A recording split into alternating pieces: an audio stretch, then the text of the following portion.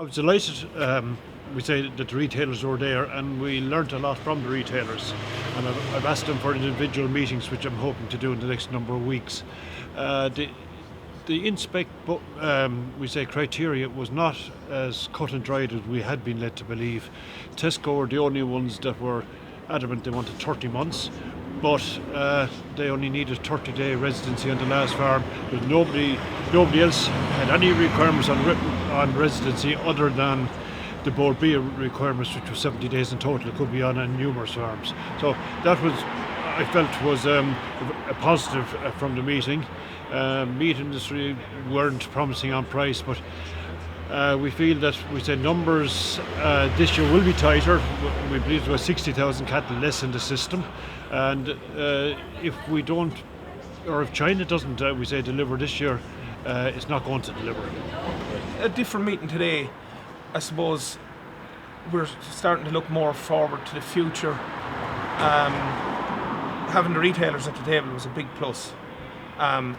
We have information from the retailers today that we can go back and formulate a plan going forward on our approach to achieve higher prices for farmers. Unfortunately, we're not walking out the door and be able to tell everyone we've got price increase. The industry spoke about green shoots. It's time to see the green shoots putting money in farmers' pockets. We do a carcass classification system.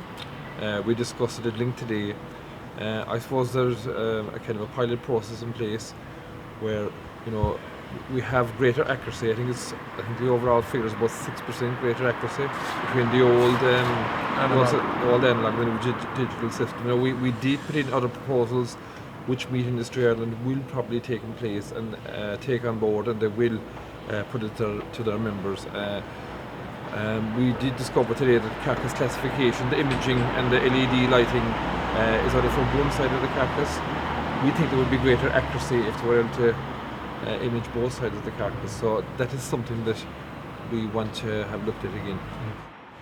Look, the beef grid review, I suppose, indicates that there isn't the significant change that was felt by some organisations and some people that would be required. I suppose the trends since the initial grid have been of an upward trajectory, and the differential in that hasn't really changed. I suppose the key issue here is still the lack of movement of beef prices, particularly given the season that we're about to enter into. A lot of farmers, particularly young farmers, are going to be making decisions about their future. We called in the meat industry, they have to move on prices. Prices have to lift.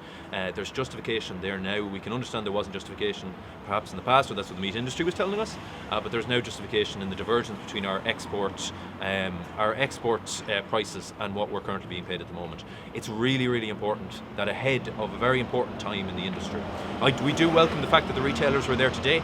It was an important step, and we do think that it is important. There was a good representation here from the retailer organisations, but ultimately what we keep coming back to is our young farmers and farmers in Ireland are doing a fantastic job, and they're not getting paid that money for it. If the consumer wants the price, if the retailer wants to supply that top quality beef, farmers need to be paid for it. They need to be paid for it now. It needs to move up.